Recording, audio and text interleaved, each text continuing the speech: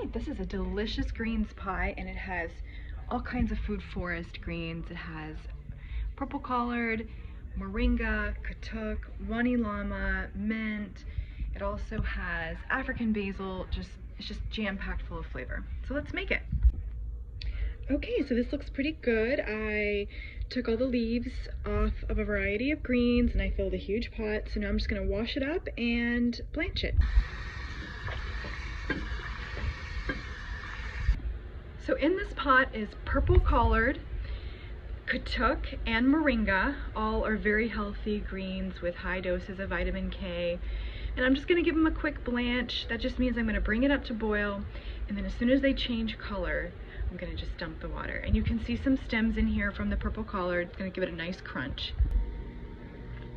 Okay, the greens hide it, but it is boiling. So as soon as everything changes color, I'm gonna strain it. Okay, now that it's strained, I'm gonna add 2 tablespoons of capers and a handful of raisins.